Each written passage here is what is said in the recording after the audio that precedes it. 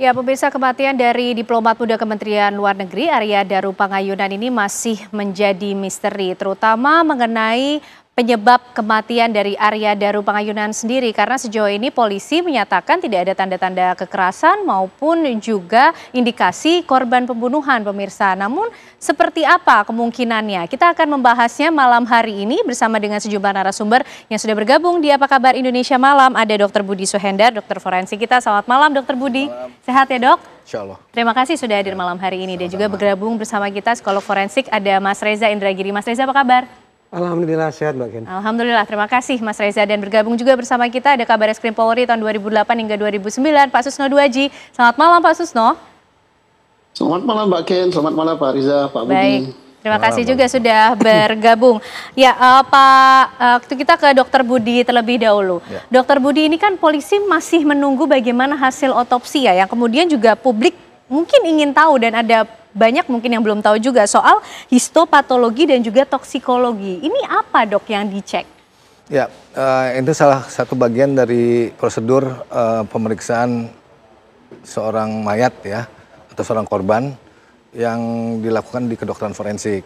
Ya, tentunya awalnya ada pemeriksaan luar, selanjutnya adalah pemeriksaan dalam. Nah, dalam pemeriksaan dalam itu tentunya akan diambil sampel-sampel ya terkait dengan dugaan atau kemungkinan apa saja. Di antaranya sampel dugaan atau untuk mencari ada tidaknya racun atau zat yang tidak lazim dalam tubuh yang bisa melemahkan orang atau bahkan bisa mematikan. Dan juga dilakukan pengambilan sampel organ-organ untuk melihat mekanisme sistem organ itu, mekanisme matinya seperti apa, cocoknya gimana gitu ya kan. Oke, itu histopatologi dan juga toksikologi Ya, atau apa? histopatologi kemudian? sifatnya mikroskopis ya Oke. kan. Kalau toksikologi nanti sifatnya untuk mencari zat kaitannya dengan racun atau hal-hal lain yang bisa berdampak buruk pada tubuh seseorang. Oke, Dokter Budi, apa saja sih kemudian yang dilakukan dalam proses otopsi, kemudian uji forensik itu terhadap mayat, di bagian mana kemudian yang menjadi indikasi terkuat mungkin untuk bisa mengungkap penyebab kematian?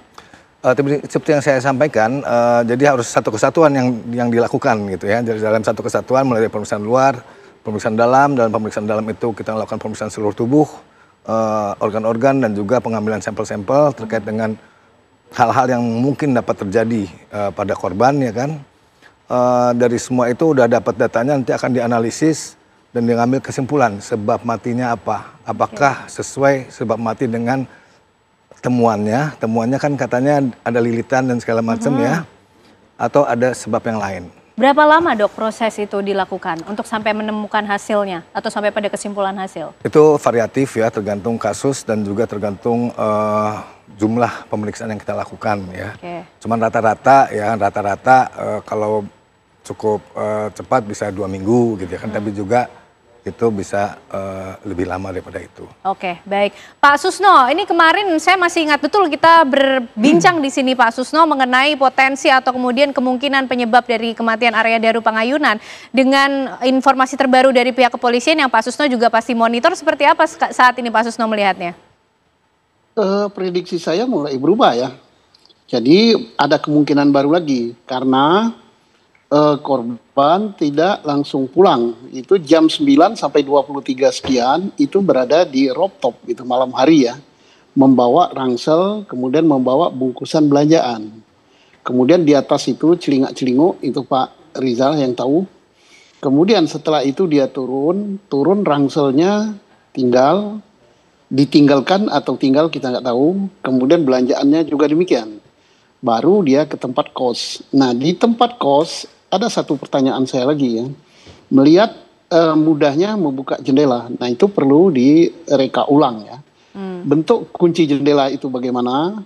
Apa betul kunci jendela itu sedemikian gampang dibuka dari luar pakai obeng, dan kemudian dari obengnya itu dari mana didapatnya? Bukan saya mencurigai itu, tapi kan segala kemungkinan ada karena melihat dia ada data baru dia dari rooftop. Tapi bagaimanapun kita malam ini gembira ya, karena kedokteran forensik hadir ya Pak Budi ya. Nanti Pak Budi ini bisa memberikan masukan-masukan bagi kita sehingga akan banyak menjawab semua pertanyaan. Kita gembira gitu karena ini betul-betul ditangani secara forensik sesuai dengan maunya Kapolri dan kebijakan Polri menangani dengan dengan evidence yang bersifat forensik gitu, yang tidak terbantahkan. Ini bagus gitu ya, ada perkembangan baru ya. Oke, ada perkembangan baru. Mungkin kita bisa membuka kotak Pandora tersebut, Mas Reza. Sepertinya porsinya cukup besar untuk bisa menjelaskan mengenai temuan baru, fakta baru di rooftop aktivitas dari Arya Daru Pangayunan, Mas Reza. Memori kita ini terisi dengan kenangan-kenangan tentang sekian banyak kasus bunuh diri yang dilakukan dengan cara lompat dari tempat tinggi. Itu di Jakarta tuh berulang kali. Alhasil ketika kemudian kita menyaksikan rekaman CCTV yang disebutlah almarhum berada di rooftop Kemlu, maka memang mudah bagi kita untuk mengasosiasikan jangan-jangan almarhum pun pada saat itu berniat untuk mengakhiri hidupnya sendiri. Dengan kata lain, adakah kemungkinan tindak tanduk almarhum pada malam itu merupakan bentuk plan, perencanaan dari seseorang yang akan mengakhiri hidupnya? Tetapi bagi saya, ketika kita ingin melacak seberapa jauh kemungkinan seseorang mengakhiri hidupnya, tidak cukup hanya dengan melihat P atau plan saja. Saya membuat singkatannya IPAD, IPAD. Oke. Kalau sebatas meninjau tindak tanduk almarhum di rooftop, itu sekali lagi sebatas P, plan. Tafsirannya adalah plan. Persoalannya, mari kita cek I-nya terlebih dahulu, yaitu ideas. Pemikiran, pernyataan, perkataan, narasi, ke teman dekat, ke kantor, atau di media sosial, atau berupa surat wasiat. Ada tidak warna kekelaman, narasi-narasi gelap yang disampaikan oleh almarhum sebelum meninggal dunia? Oke. Itu terkait I, ideas. P, sudah kita singgung. Yang ketiga adalah A, action. Faktanya, walaupun konon P, planning, ada tindak tanduk yang mencerminkan seolah-olah almarhum ingin melompat dari tempat tinggi, faktanya almarhum tidak melompat dari tempat tinggi. Dan ketika almarhum ditemukan dalam kondisi tidak bernyawa, sangat menyedihkan, dalam kondisi terlilit sedemikian rupa. Berarti A ternyata tidak sinkron dengan P-nya. Action tidak sinkron dengan plan-nya. Dan yang terakhir adalah D. Ini berujung pada meninggalnya almarhum. Pertanyaan, apakah meninggalnya itu merupakan sesuatu yang diniatkan oleh almarhum atau merupakan sebuah kecelakaan yang juga belum bisa kita jawab. Dengan kata lain, hitung-hitungan di atas kertas, kalau IPAD, ideas, plan, action, dan death itu sinkron satu sama lain, maka kita secara terukur bisa menyimpulkan seseorang meninggal akibat bunuh diri. Tapi andaikan 4 elemen itu tidak sinkron satu sama lain, bahkan mungkin kontradiktif satu sama lain, maka kita punya alasan untuk mengecek ulang benarkah simpulan bahwa seseorang meninggal akibat bunuh diri. Sejauh yang saya simak dari pemberitaan di media, termasuk misalnya bertukar pikiran dengan Ketua Harian Kompolnas Pak Arief, dan juga mencoba berkomunikasi dengan Humas Polda Metro Jaya, Mas Adi Ari, tampaknya kita belum memiliki informasi yang sungguh-sungguh memadai terkait dengan iPad yang saya sebut tadi, sehingga bisa mengerucutkan simpulan kita bahwa almarhum, memang ingin mengakhiri hidupnya. Mas Reza, tapi kalau kita lihat dari waktunya ya, almarhum ini naik ke rooftop di waktu malam hari sendirian, apa yang bisa kita analisis dari aktivitas itu, Mas Reza? Tafsiran bisa berjuta-juta. Subjektif, ini subjektif ya. Ketika saya juga akan pindah dari Jogja ke Jakarta, saya masih ingat saya berkeliling kota Jogja tengah malam buta. Begitu juga ketika saya akan kembali ke Indonesia setelah studi dari luar, saya menyempatkan diri juga untuk malam-malam berkeliling kota. Apakah saya punya niatan untuk mengakhiri hidup saya? Sama sekali tidak. Ini ada nilai sentimental yang sedang saya coba bangun. Tapi sekali lagi, ini hanya satu dari jutaan tafsiran yang kita bisa bangun. Karena itu, tadi saya katakan, tidak cukup hanya kita tinjau aspek P, tapi tinjau pula I, A, dan D. iPad menjadi sinkron atau tidak. Baik, cukup banyak faktor yang bisa kita dalami lebih lanjut di segmen berikutnya, tentunya termasuk juga hasil otopsi yang sepertinya juga tidak kalah penting untuk memutuskan bagaimana kemudian penyebab dari Arya Daru Pangayunan. Sesaat lagi pemirsa, kami kembali untuk Anda. Kami jelaskan bahwa korban itu berada di rooftop gedung Kemenlu itu kurang lebih 1 jam 26 menit 56 detik. Saya ulangi, 1 jam 26 menit 56 detik. Yang mana terdapat di CCTV bahwa korban itu naik ke lantai 12 membawa tas ransel dan karton tas, yaitu body bag. Setelah dia naik ke rooftop, selama 1 jam 26 menit 56 detik. Dia turun, terlihat jelas yang bersangkutan sudah tidak lagi membawa tas dan body bag tersebut. Dan 1 hari setelah ditemukan kondisi korban sudah tidak bernyawa di kos-kosan, setelah dari penyelidik menerima laporan, 1 hari setelah itu penyelidik langsung mencari dan tas tersebut serta body bag tersebut sudah ditemukan, ya, dan sudah dalam sudah dari minggu kemarin sudah kita analisa oleh penyelidik dan sudah saat ini tinggal menunggu dari hasil lapornya saja, Mbak. Baik pemirsa, itu kira-kira kemudian perkembangan yang disampaikan oleh pihak kepolisian soal temuan aktivitas dari almarhum Arya Daru Pangayunan di rooftop kantornya. Pak Susno, terhadap temuan baru ini, aktivitas Arya Daru Pangayunan di rooftop malam hari, naik membawa ada tas dan juga kantong begitu, tapi turun tidak membawa barang tersebut. Kemudian publik juga banyak spekulasi, jangan-jangan ada sesuatu kah atau siapa yang mengambilnya? Melihat di rooftop ya sendiri ya, kita kecil kemungkinan ada kejahatan di rooftop itu. Nah, yang jadi pertanyaan adalah mengapa tas itu ditinggal, mengapa tas belanjaan juga ditinggal. Kemudian mengapa dia naik ke situ, apakah hal tersebut menjadi kebiasaan yang bersangkutan sebelum tidur ke atas dulu. Nah, ini yang belum terjawab. Nah, untuk menjawab itu, tadi Pak Riza sudah uraikan PI dan sebagainya. Nah, ini akan terjawab juga saya kira kalau laptop yang bersangkutan terbuka, kemudian HP yang ada itu terbuka. Karena dari HP itu akan terjawab kalau seandainya ada ancaman, kalau seandainya dia mau mengakhiri hidupnya. Karena terbuka juga apa yang disampaikan oleh korban kepada istrinya. Karena istri adalah teman terdekat. Nah, dari pembicaraan, WA, dan sebagainya yang ada di telepon itu akan terungkap ini. Ya. Oke, baik. Mas Reza, mungkin menambahkan analisis soal kita lihat potongan per potongan demi kegiatan yang dilakukan oleh Arya Daru Pangayunan ini, Mas Reza. Saya melanjutkan apa yang tadi sudah disampaikan oleh Pak Susno terkait dengan, saya membahasakannya sebagai sebuah profiling, mungkin juga otopsi psikologis, bahwa salah satu cara yang dilakukan adalah dengan menanyai orang dekat. Ya. Dengan asumsi, boleh jadi orang dekat lah yang tahu suasana batin seseorang, persoalan-persoalan hidup seseorang, kekhasan-kekhasan yang ada pada diri seseorang, dan seterusnya, dan seterusnya. Cara ini tidak begitu mudah juga. Kenapa? Karena kecenderungan orang kita begitu tahu misalnya ada sanak saudara kita yang memiliki kondisi khas tertentu, kita akan cenderung tutup kan.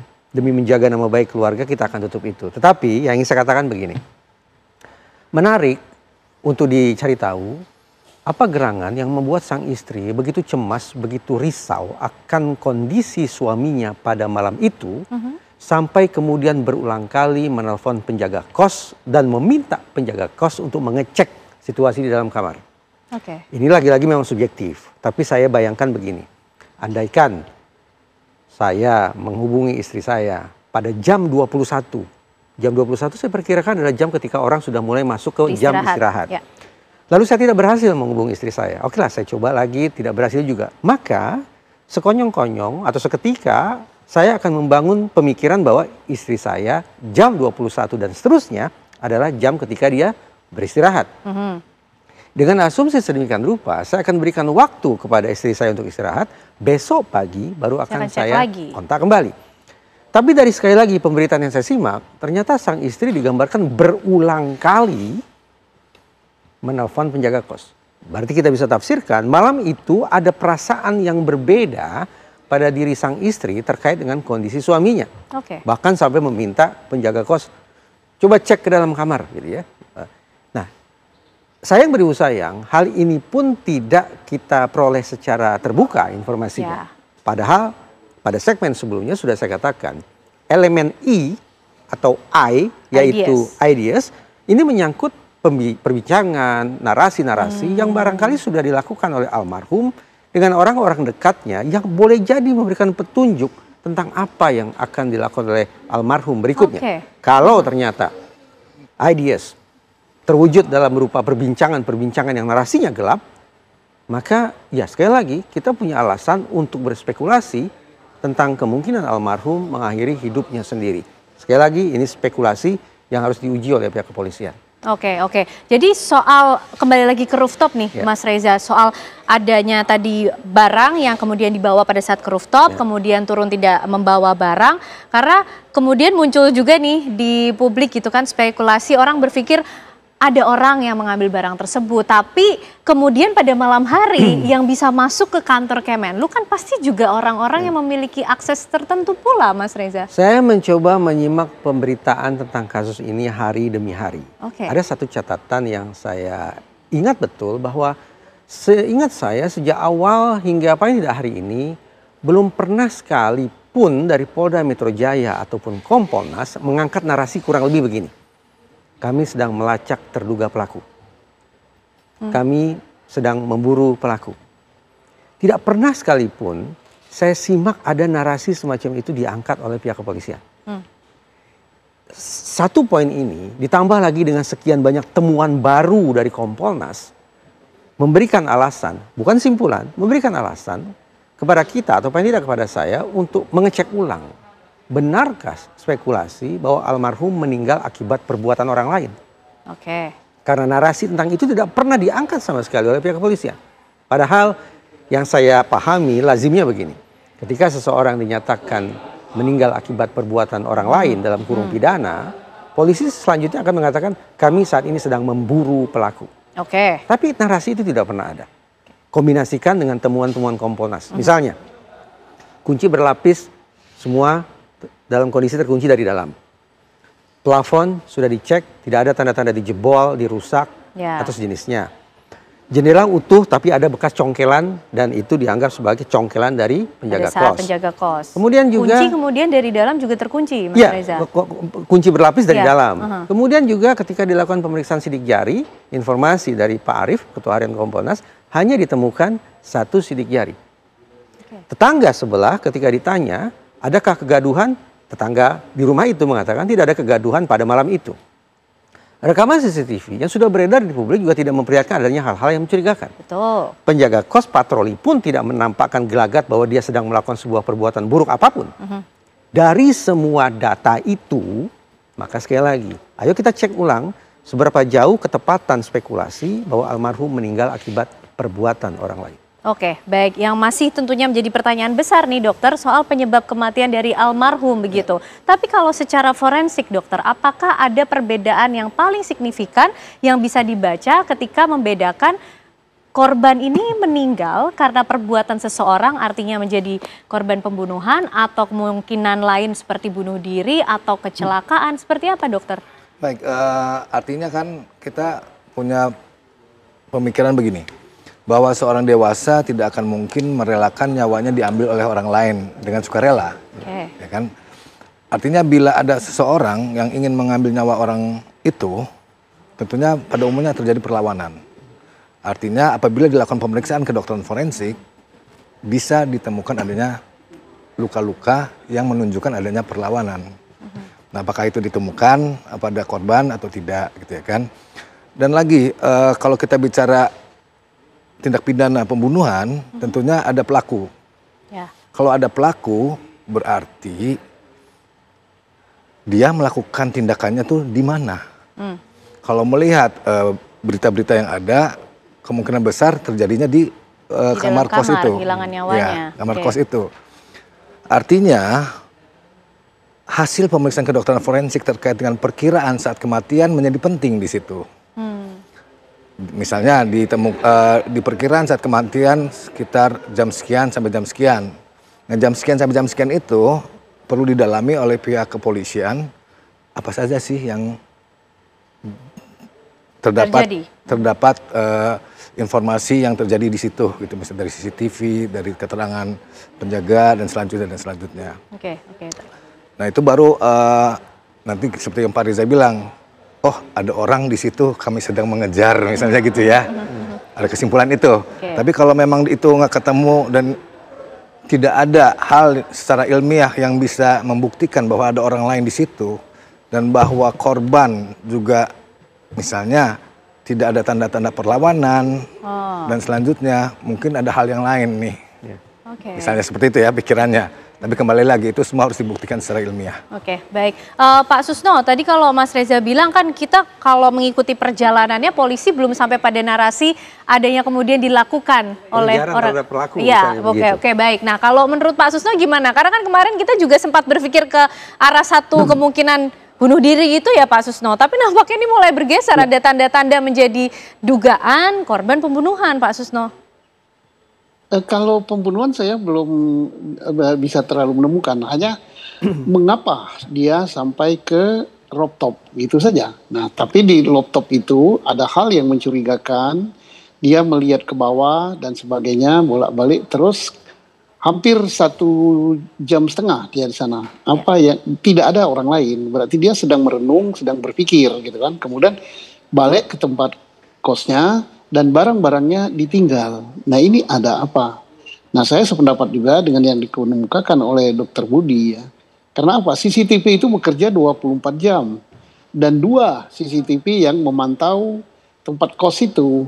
Kita dari keterangan Polri tidak ada orang lain selain daripada yang jaga itu, yang bolak-balik. Nah, berarti kemungkinan orang lain yang masuk kan kecil. Kemudian, kalau lewat pelapon juga keterangan Kompolnas itu baik-baik saja gitu, baik pelapon kamar mandi maupun pelapon tengah.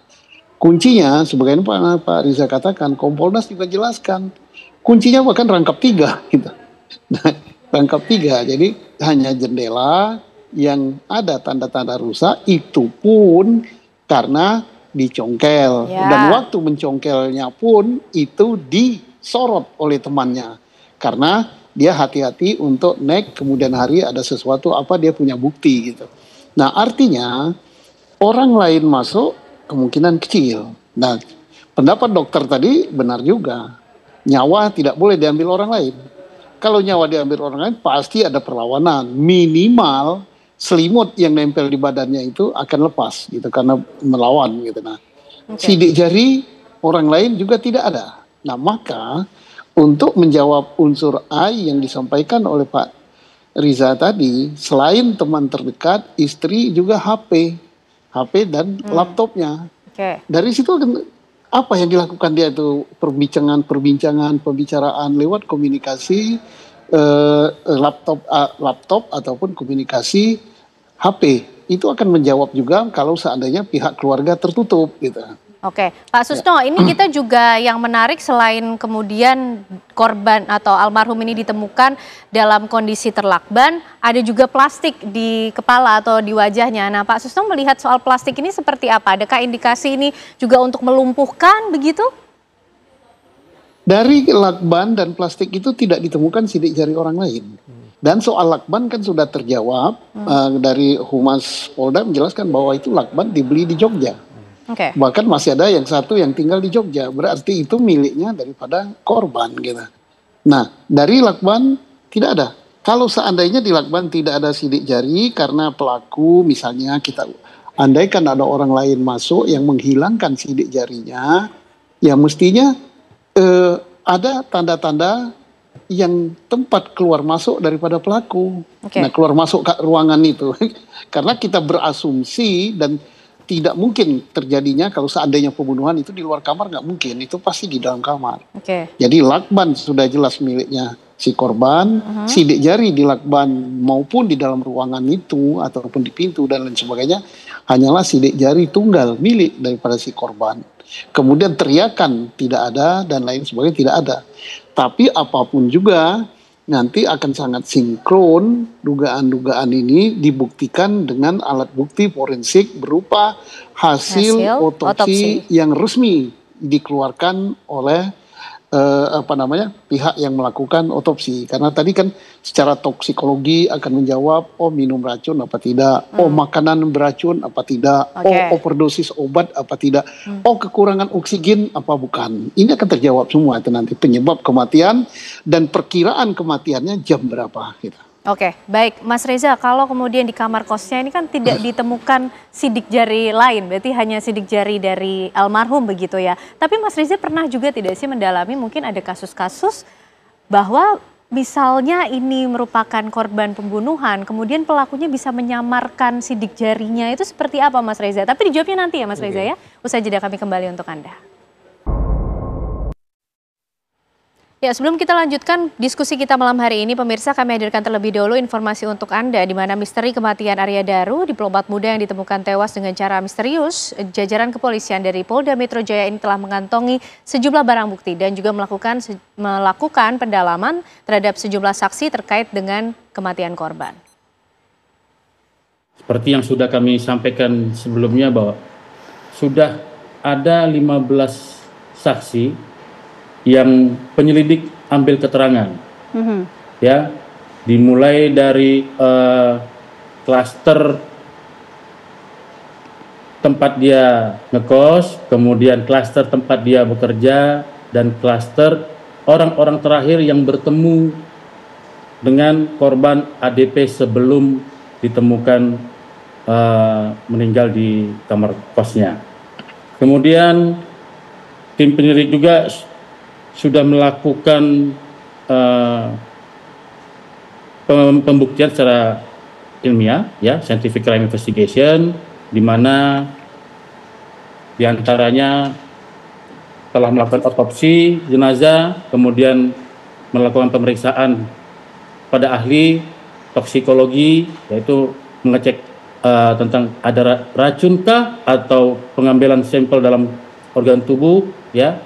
Apakah ada nanti di dalam organ tubuhnya ditemukan zat kimia atau hal-hal yang mencurigakan. Kemudian pemeriksaan secara histopatologi, yaitu penyakit dalam. Selanjutnya penyidik juga sudah mengambil sampel sidik jari, ya, dari barang-barang yang ditemukan di TKP dan di sekitar TKP, di mana turut juga pada pengambilan sampel sidik jari tersebut tim Inavis dari Barreskrim Polri. Kemudian pengambilan dan pemeriksaan DNA oleh tim Puslap 4 Barreskrim Polri terkait dengan barang-barang yang ditemukan baik yang di dalam TKP, sekitar TKP, dengan tujuan memastikan kemungkinan DNA yang ada di sekitar TKP. Dan terhadap barang-barang elektronik milik korban seperti laptop, handphone, kemudian CCTV, telah dilakukan pemeriksaan secara digital oleh Ditsiber Polda Metro Jaya. Dan kami jelaskan pada saat ini penyelidik sudah mengambil beberapa rekaman dari 20 titik CCTV. Dan dari beberapa titik itu penyelidik mengambil 7 hari sebelum terjadinya ditemukan korban ADP sudah tidak bernyawa di dalam kos-kosan, Mbak. Baik pemirsa, kita lanjutkan diskusi kita malam hari ini. Dr. Budi, ini tadi juga disampaikan oleh pihak kepolisian cukup banyak kemudian bagaimana langkah-langkah forensik ini bekerja, melakukan otopsi, apa saja kemudian sampel yang diambil termasuk juga sampel sidik jari. Ini bagaimana kemudian prosesnya menyesuaikan dari komponen-komponen tersebut, dokter? Karena berulang kali sepertinya kita juga mendengar polisi masih menunggu hasil otopsi. Sepertinya ini cukup menjadi kunci untuk mengetahui penyebabnya. Ya, karena memang perlu diketahui dulu nih meninggalnya karena apa. Ya kan, sebab mati orang ini karena apa gitu kan, mekanisme matinya karena apa. Misalnya kalau dia mati karena lilitan, biasanya sebab mati karena tertutupnya saluran pernafasan dan mulut, ya, mengakibatkan mati lemas gitu ya kan. Mekanisme mati akibat asfiksia, ya kan. Selanjutnya perkiraan saat kematian antara sekian lama dan sekian jam, ya kan gitu loh. Saya rasa dengan udah banyaknya hal yang dilakukan oleh kepolisian, tinggal waktu aja ini. Oke, tidak lama lagi ya dok ya, karena tadi lagi. kan perkiraannya 2 minggu, loh 2 minggu sudah 2 minggu ini. 2 minggu dari otopsi maksud saya, kan. Dari otopsi bukan dari hari ini. Dan 2 minggu dari otopsi, ya kan, itu paling cepat, almarhum. ya paling cepat, ya kan. Nanti kan ada pemeriksaan toksikologi, ada pemeriksaan histopatologi, ya kan.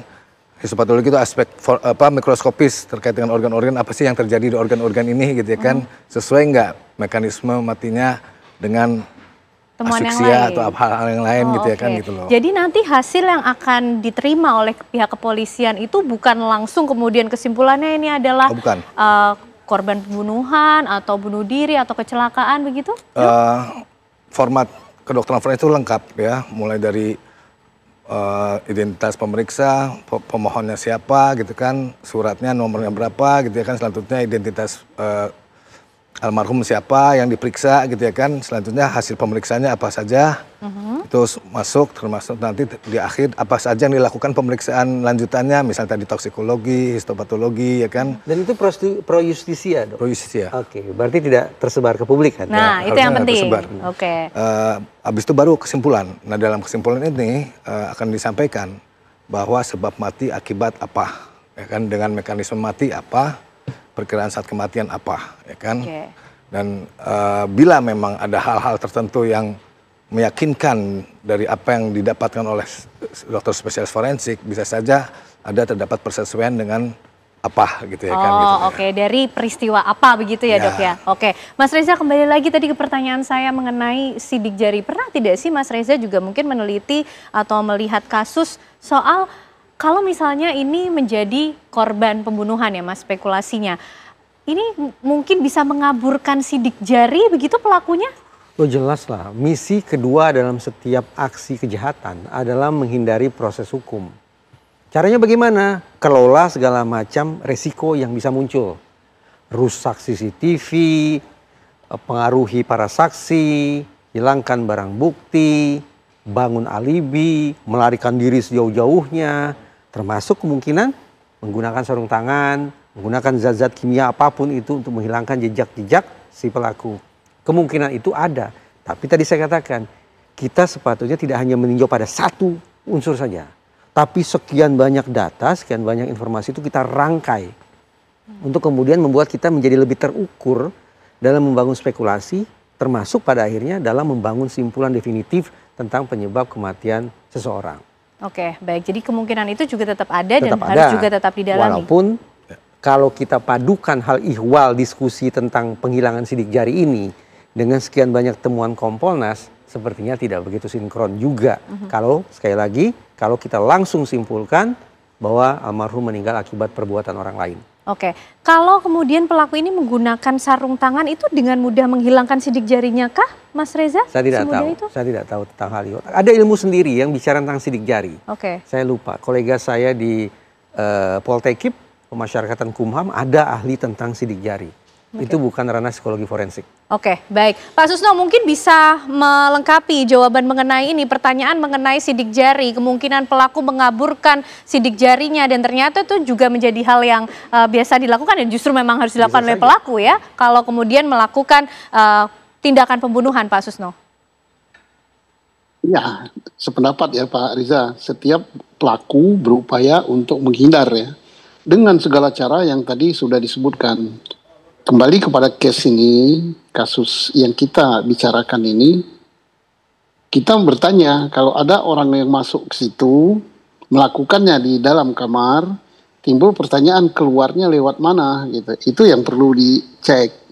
Nah, keluarnya lewat mana? Ternyata keluarnya kemudian saat keluar pasti terpantau lewat CCTV. Tadi pihak Humas Polda telah mengatakan seminggu sebelum kejadian dan beberapa jam setelah kejadian CCTV itu rekamannya udah diambil gitu dari 2 CCTV itu. Ternyata tidak ada gitu yang keluar masuk lewat jendela, lewat pintu selain yang bersangkutan. Nah, berarti sudah gagal suatu teori mengatakan ada orang yang masuk ke dalam itu gitu. Maka Polri tidak mungkin penyidik akan fokus kepada orang yang berada di dalam. Tinggal nanti kalau ada pembunuhan atau pihak lain yang ingin menghilangkan jiwanya si korban, itu berarti tidak dari jarak dekat.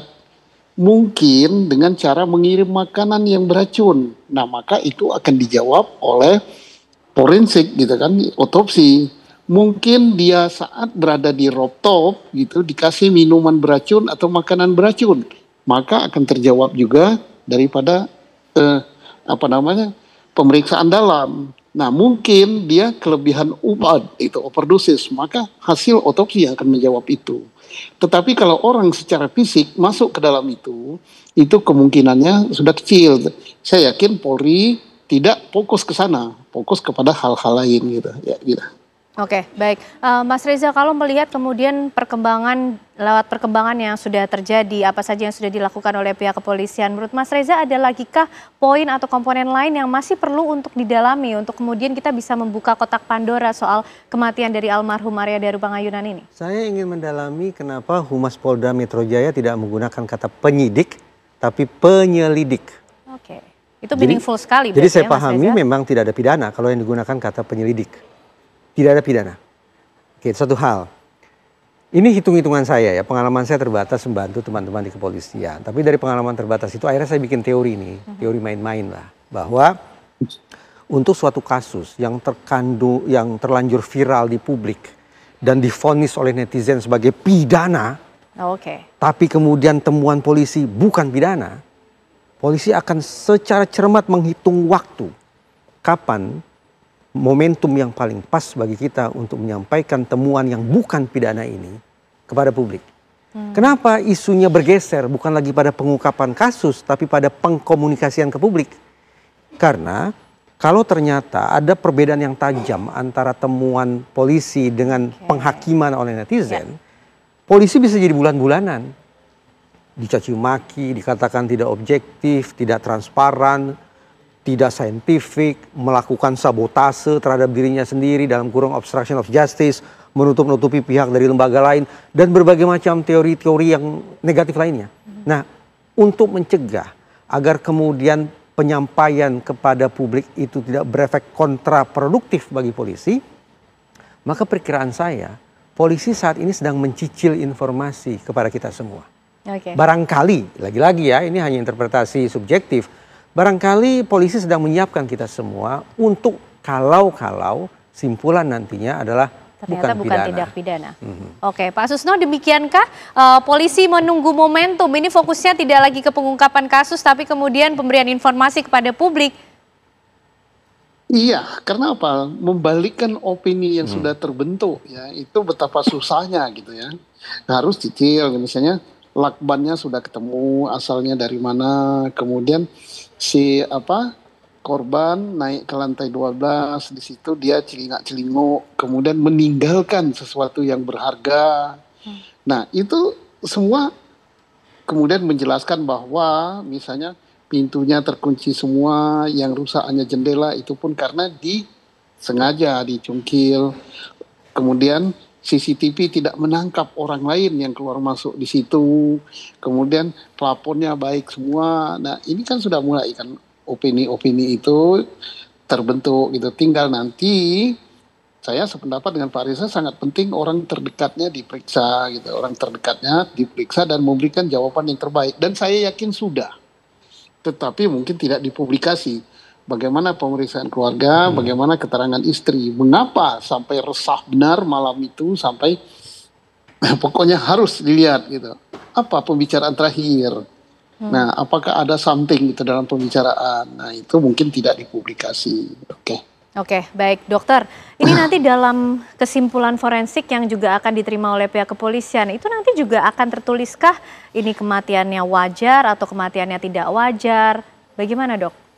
Kalau ini udah jelas kematiannya tidak wajar. Ya, tinggal masuk kategori mana tidak wajarnya, pembunuhan, bunuh diri, atau kecelakaan. Nanti ada kemudian penjelasan mengenai ini kemudian itu nanti kalau untuk lebih mendekati manner of death, itu kan manner of death ya, manner of death atau cara mati itu utamanya ada pada kepolisian untuk menentukan berdasarkan semua hasil yang sudah didapatkan.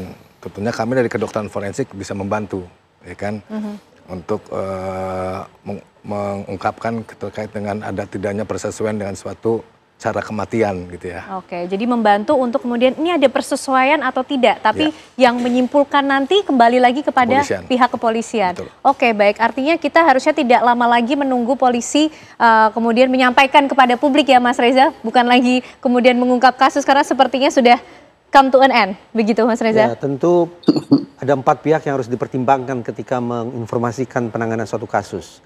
Pertama, perasaan keluarga atau teman-teman sekantor. Yang kedua, kohesivitas kepolisian juga harus dijaga agar kemudian tidak muncul faksi-faksi yang berbeda memberikan informasi-informasi yang tidak sinkron satu sama lain dari dalam. Yang ketiga, memastikan bahwa masyarakat tetap percaya pada institusi kepolisian dan pulihnya rasa aman. Oke. Plus yang keempat, ya apalagi kalau bukan netizen, tetap bisa membangun narasi-narasi yang positif, yang tidak terlalu cepat menghakimi atau menyimpulkan suatu kasus. Oke, malam hari ini kita semua tentunya belajar mengenai banyak hal dari kasus ini. Kita tunggu nanti polisi yang akan membuka kotak Pandora dari misteri kematian almarhum Arya Daru Pangayunan. Terima kasih Bapak-Bapak semuanya, Dr. Budi, Mas Reza, dan juga Pak Susno. Malam hari ini sudah bergabung bersama kami di Apa Kabar Indonesia Malam. Sehat selalu semuanya.